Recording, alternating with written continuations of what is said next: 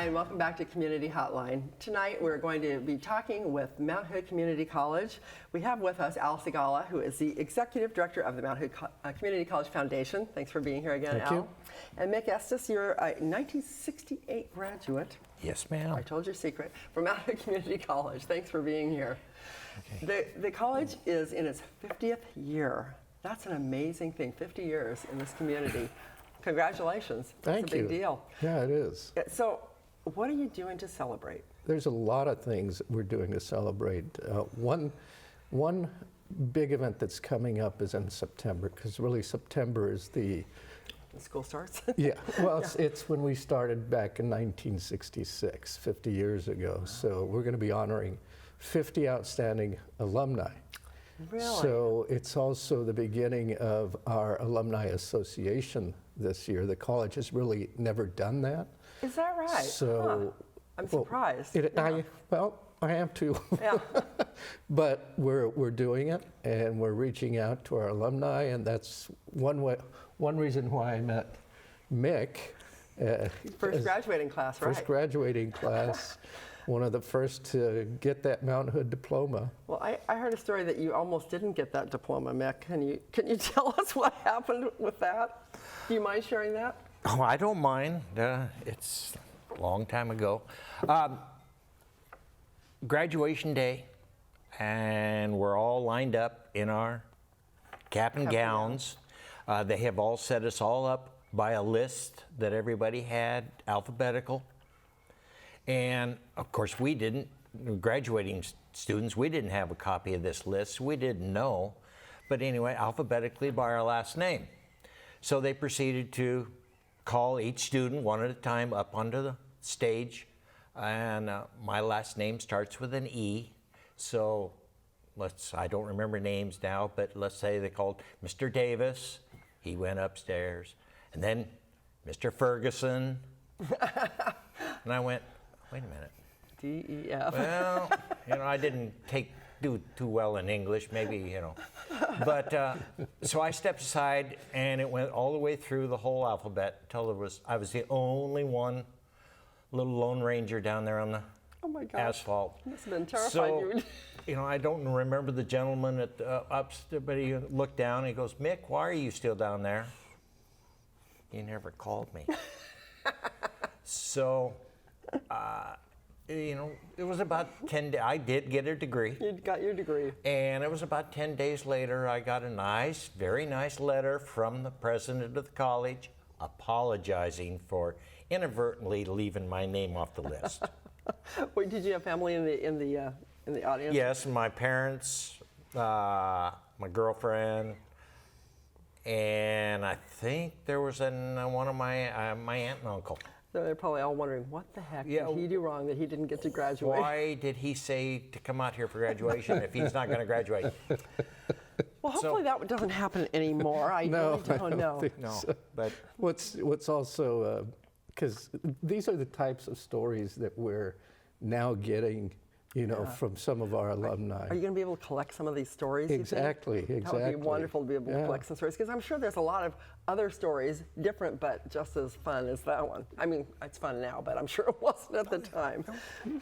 I'm glad they apologized to you, Mick. What's also humorous is that when Mick and I first met, he came to the college, and he brought his letter and his diploma. He saved it the whole time. I wanted to be able to prove that I actually did graduate, because he had a copy of the list of the program, and my name is not on that program. Oh my goodness! So how are you reaching all the alumni? Are you doing social media? Social media. We do have a Facebook page dedicated to alumni. So okay. And also, what does it say? So if somebody wants to find it, is it MHCC alumni? Okay. Also on the college website, mhcc.edu/alumni. Okay. And we're asking them to share their stories, reconnect, because we want to hear about their experiences. We also want to know, what did you go on and do in your life? Right. So we're finding out, we're getting great stories. We have some terrific alumni out there who have been very instrumental to the community, I'm sure. who are great examples of what Mount Hood has done for folks. Right, right. What have you done, Mick? What have you done these past few Well, years? I finally did get a degree. It was in business middle management, and I got on to a company that's no longer around, but as a management trainee. Okay. It was a retail establishment, so I worked my way up to become a manager of one of the stores. And Good. so, I did put my degree to use. Right, right. And And some people don't use their degree in the field that they thought they wanted to go into. But just the fact of going to college and getting that degree is a big deal. And really, don't you think that most employers now are looking for people with college degrees? They're looking for people with college degrees. They also want people who have had the education to be a good employee. Right. To be a that's true. well-rounded Yeah. employee. It's not even so much just a degree. It's a training. I mean, sometimes it's in the trades, but having done some further education to prove that yes, I can go to school. I can be there every day. Because you learn a lot more than just whatever your field of study is. Yeah. Right. Like how to be a good employee. Yeah, and that's what, really part of what college is about, is to get this plethora of education possibilities to learn about a lot of things. Right. And that will help an individual in deciding what is it that I want to do with my life. Right. And the thing is, people don't always stay in one field anyway, right? Nope. I mean, it used to be that Nope. you'd get on with some company, you'd stay there forever. I started out at the phone company when the phone company was, Bell Telephone, but that all changed, and people don't do that now. I mean, people, then it was expected you would stay there until you retired, and a lot of my friends did, but it doesn't always that way anymore. No, I think it's good that you'll be able to experience a lot. I agree. And having that basic training, that education, is going to assist you with, communication, Right.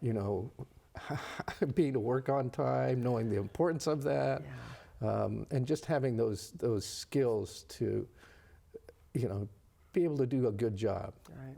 What have you seen change? For example, you, Mick, you've gone to the college again since you graduated. What's changed from when you started out there? Everything. Everything.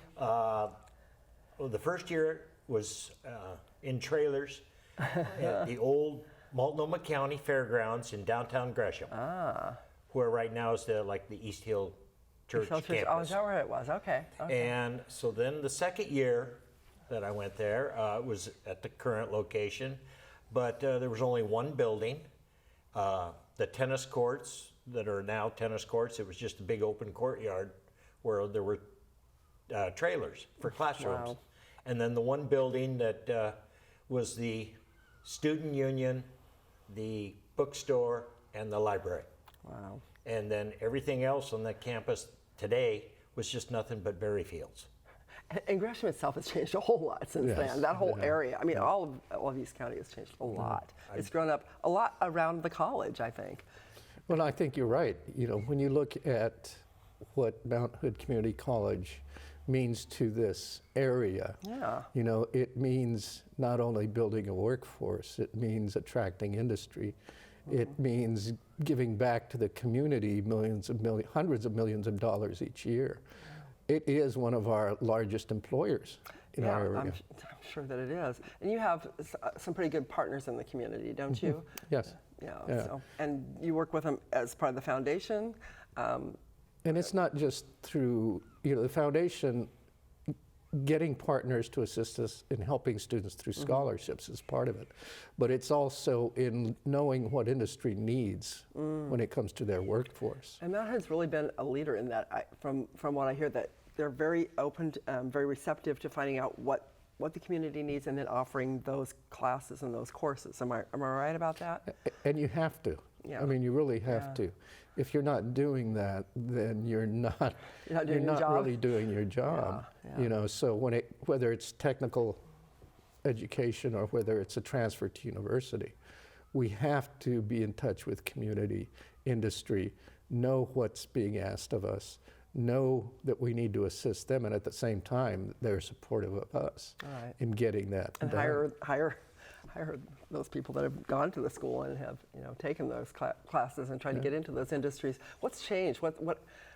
Where was it 50 years ago, as far as what were the main courses that were offered in the main industries? Do you know, as opposed to now? Yeah, there was computer, obviously. There was a lot of transfer type degrees. So people are going here until they went on to a four-year, finish up in a four-year college. There was no such thing as a computer. I know, I know. That was not even. I know. So that is, I mean, that's a huge change in just our lives. And if you look at what we experienced 50 years ago as compared to technology today, now start thinking about how quickly technology is changing and what's going to be coming around in 5 years from now. Yeah. It's going to be very different. And that's another thing that the college looks at, is anticipating and listening to industry to make sure that we are changing just as quickly. Right, because you have to be able to forecast a little bit as to what's going to be happening in the world, so you'll know how to prepare the students for that. Exactly. So if they're starting school this year and they're graduating in 4 years, where are they going to be? It's maybe totally different. What is the technology we will be using? Wow. So you have a celebration in September, and then and you're trying to get stories from the alumni and reach all the alumni. Anything else that we should know about your celebration? You have there's a time capsule that's going to be opened up. Is that right? Actually, yes, in June. At the Strawberry Short Course. A time capsule. Our founding fathers and mothers buried a time capsule, and I think it was around 1970 or 72. And so we're going to open up that time capsule in celebration of this 50th anniversary. That should be very interesting. And share with everyone what our founding fathers and mothers decided to leave us. And we're going to then rebury the contents along with new contents. Oh, good. And then another 50 years? In another 50 years, have those folks open it up. I probably won't be around for that, but... And we're still trying to figure out what to leave in there. We think about, we could leave an iPhone. Yeah. But I would imagine that come 50 years from now, you wouldn't be able to do anything with that iPhone. Probably not. Oh, it should be interesting. We're just about out of time. What else do we need to know about the celebration? What else do you want the folks in the community to know? I think it's to reconnect with us. That's what we'd like, hopefully, that folks will do, is to think about Mount Hood, check out our website. What we've found is just about everyone in this community has been touched by the college in one way or another. Whether it's you took a class or you know somebody who took a class. Right. It's affected us all. So reconnecting, letting us know, or having those alumni reach back out to us and share their stories so that we can share them with everyone else. But there'd be some good ones like Mick's. Yes, definitely. Well, there's a great video that has been provided for us that we're going to look at now as I say goodnight to you. And then we'll have a couple more people from the college that will be coming on to talk a little bit more about the future of Mount Hood Community College. So let's take a look at that video, and thank you, gentlemen, for being here today. Thank you. Don't go away.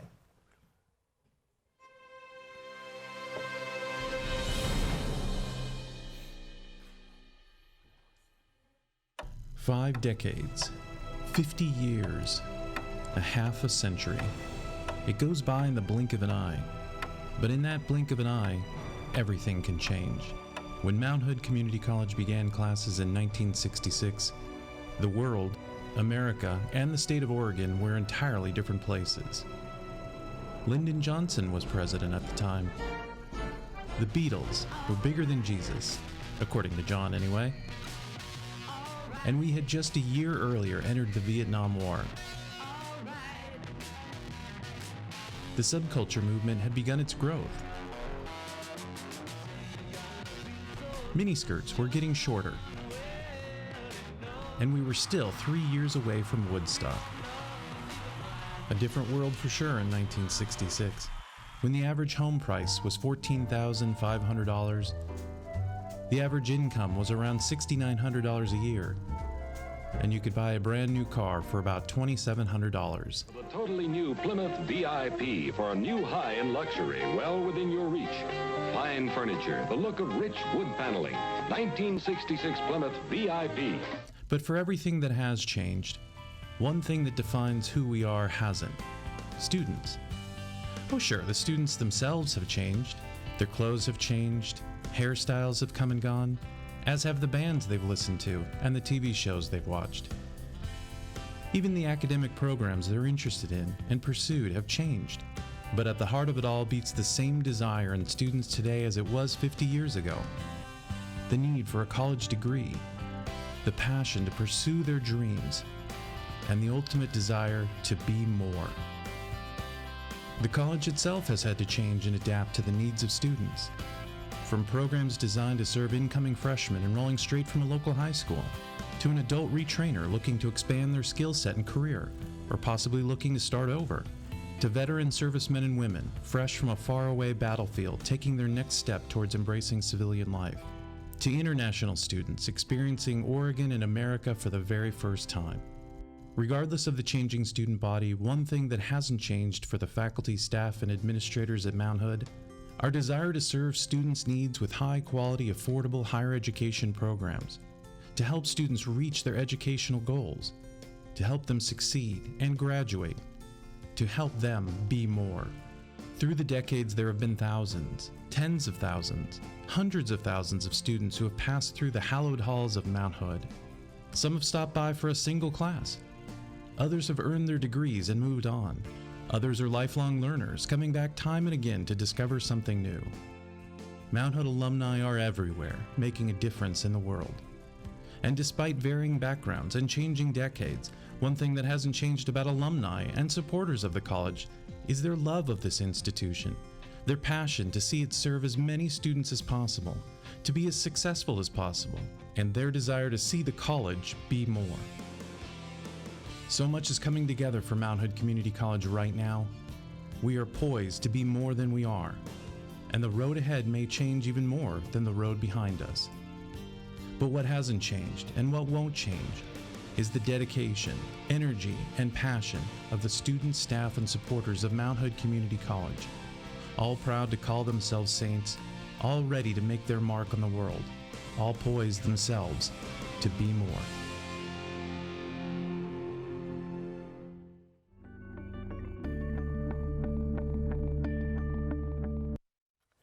Welcome back to Community Hotline. I hope you enjoyed that video. That was really a great video, and that was courtesy of Mr. Bruce Battle. Thank you for producing that video. Absolutely. And Bruce, you are the marketing director for Mount Hood Community College. Thanks for being here tonight. Thank you. And Cassie, you are a student at Mount Hood Community College. Yes, I am. Welcome. Thank Glad you. to have you here.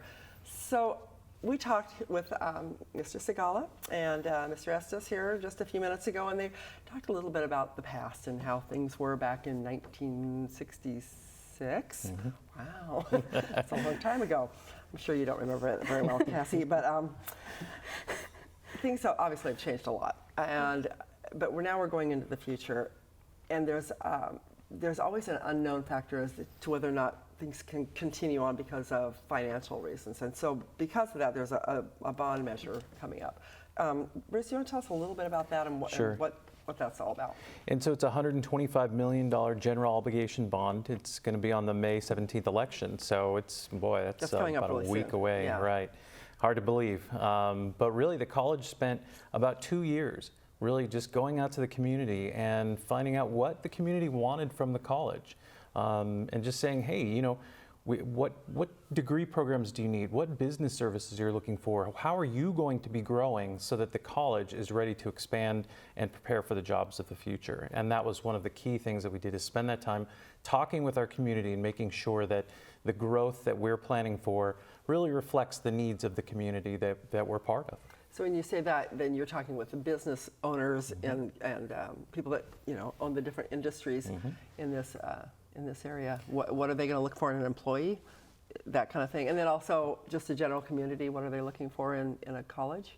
Exactly right. What are those programs that they're really going to need, and what is their plans as well for growth and industry, and how are the, kind of taking a look at our government partners as well, the county and the cities that we serve as well, is what kind of growth is on the horizon, and what do we have to be ready for? And that's such a key part of planning for this bond. Was saying, hey, we've got to be ready for the next 50 years. So what does that mean? Yeah, and what's going to be out there? What's going to be out there? What's it going to look like? Who would have ever predicted the way computers have changed our world? I mean, really, nobody could have predicted how fast things would have changed and how completely things would have changed. It's hard to predict. It's hard to forecast that kind of thing. But if you talk to those community members, it's going to help give you an idea. Now, for example, I always hear that medical field is a great one to be in right now. That's, medical is where you want to be. And you are in pre-med, is that right? Yes, I'm a pre-med major. I'm hoping to be a surgeon. So I'm working hard towards that, and Mount Hood's helping me with that. Wow, and I think that's a job that will always probably be around. I don't foresee that going anywhere, although jobs like that will change because of technology. Exactly. And keeping up with that is especially huge. with robotic surgery is up and coming right now. So I mean, when I was a kid, they didn't have laparoscopic surgery and those kind of things. Yeah. Those are new in my lifetime, and things change very, very quickly. Yeah. So, what do you think about all this, Cassie? What does it mean to you if this bond measure passes or doesn't pass? How will it affect you as a student? So I probably won't still be there when things are being changed if the bond passes, but it means a lot for the students that are coming in. The students will be there, and they're family to me, and I want them to have the best education possible. And all the upgrades that they're going to do with that bond are really going to help the students get the best education that they need, and that's really what I want for them. So Bruce, what are some of the upgrades that we're talking about here? And so two of the biggest pieces, actually, one is going to be on the Gresham campus itself, and this is going to be a brand new applied technology center. And really, so right now it's going to almost double the square footage. But this is it's really what we're talking about is some of the career and technical opportunities that exist, that businesses are looking for students who are well trained, can hit the ground running, that the jobs are there right now. Really? And we need to be churning out, people who are highly qualified, and these are great living wage jobs that are out there that we know that they're out there. So we're going to have an entirely new building that's going to be built on the Gresham campus. It would be magnificent in the amount of expansion and new programs that we can do for the auto tech. We talked a little bit about the change in robotics and technology. One of the programs is a mechatronics program, which really means it's someone who can actually repair and get into the automated side of everything. So when you think about all the changes that have come and all the machines that now are behind things, someone's got to be able to go in and fix those, and that's all about what a mechatronics program is. Well, you mentioned automotive. I mean, that mechanics back, when the college started, and mechanics now, it's a whole different ballgame. It really is. Yeah. And if you're going to be in that field, you better be up to date on all that, because it's totally changed. So applied technology, is that right? It's also going to bring more employees to the college then, won't it? Will you have to increase the number of jobs at the college itself to? With anything like that, what we hope is that it really brings an era of growth to the college. Once you start adding new programs, obviously then you're hiring professors to teach those courses. And what you're hoping too is that then more students are showing up at our doorstep, and applying for those seats in the classroom. And they're moving to this area and that's spending their money in the community. That's exactly right. Yeah, it's a good benefit to the community. Cassie, you were saying something about you had gone to the Maywood Park location, and there's going to be some changes there too. Tell me, Bruce, what changes are planned for the Maywood Park? So Maywood Park, the building that we have right now was actually St. Rita's Middle School. It was a Catholic school built in the 1920s, 1922. So as you can imagine, it's not really up to some of the codes we need. It's probably to not, be, you know, the earthquake stuff. Yeah, it's probably not seismic retrofitting. Exactly. So the plan really is at this point to simply tear it down and start fresh and really build a campus that would be unique for that community, that we hope to be like a one-stop shop, that you can actually start and finish your education there on site instead of having to come to the campus to maybe do some of the things you need to do. It would all be right there. Okay. Now, there's this picture here. This is of the college in Gresham, right? Yes. So this would be the new applied technology building. Oh, okay. And where is that in comparison to the rest of the campus? So that actually is on the north end of the campus. Okay. Yeah. Okay. So right there, I guess you're looking, that's actually looking south at the campus, so looking sort of southeast. Okay, yeah. From the corner, I guess, would be, you know, the corner of Stark there. Right. So. And then we also had a picture, I believe, of the Maywood part. Is that the Maywood And part? that would be the new Maywood Park Look a facility. little better than the That's what's gonna there? look amazing. Yes, tell me what you were telling me about what you felt about it when you went there. What was it you were saying? I was worried that an earthquake was going to hit. That wasn't just going to didn't be feel found. safe, did it? No. Yeah. Well, one of the big problems that we discovered later was that when they built the campus, they tore down the trees that were there, but didn't remove the trees. What they did is they just buried them in the ground and then paved over. It's a true story. What? And we discovered that later. And so, of course, when you have the ground shifting over the course of almost 100 years, then it's, you know, it's adding its layer of instability. The parking lot is up and down. There's cracks in the building. And again, to try and make that seismic safe, you know, everybody just said, forget it, you got to start over. And that's the plan. That's a big undertaking to It start really over, is. but it sounds like it's worth it. So you said it didn't seem safe there, huh? No, it didn't. What other things do you see that you're hoping will happen with this bond measure? I'm just really hoping that the upgrades will be done to see more up-to-date technology. That's something because technology is changing fast, and you know the computers need to catch up and all of that. So that's really what I'm hoping to see. Now, how long have you been there at the school? This is my second year. Second year, Yeah. and you do quite well, don't you? I heard that. Yes. I heard yes. somebody mentioned that you're an honor student there. Is yes, that right? Yes, I am the vice president of leadership for the Rho Theta Honor Society. That's impressive. Yeah. That's impressive. I try can't to be. ever claim that myself. But that's great. That's great. The students there really have gone on to amazing things, and I know that Al was talking about how they're trying to get alumni stories and that kind of thing. But the people that are there right now are going to have their own stories to tell. What happens if this bond doesn't pass? You know, it's something where the college itself is, you know, for the past 50 years, we've been dedicated to doing what we needed to do to make sure students succeeded. That's never going to change. It just never is, you know, and we'll have to reassess and decide, It'll you be know, harder. It'll be harder, Yeah. you know, and what are those things that we won't be able to really do that we really did want to? And we'll have to, you know, kind of take a hard look at it and just make sure that we're operating on a leaner and meaner budget. Yeah. But our commitment to students and the community will never change. Good. Well, that's good to hear. Yeah. That's good to hear. How will this affect taxpayers?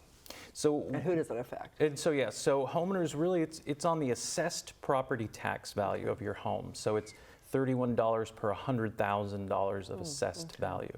So it has to be assessed value. That's something annual. too. And that's an annual thing. Okay. That's correct. And it's assessed value. So even if you believe your home's value has gone up, if it hasn't been assessed, then it's not, the bill isn't going to So even though you could probably get a lot more for it than that, Yes. you won't have to pay on that. That's correct. So you haven't assessed again. Right.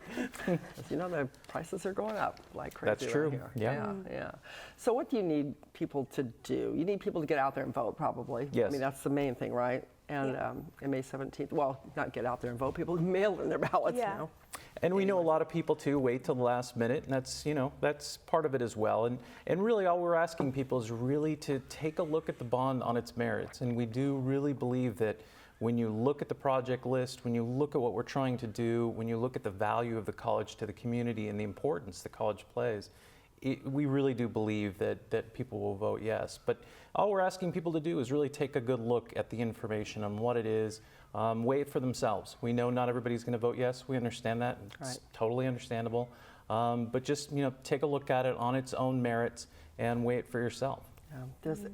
It's such an integral part of this community, Mountain Community College is.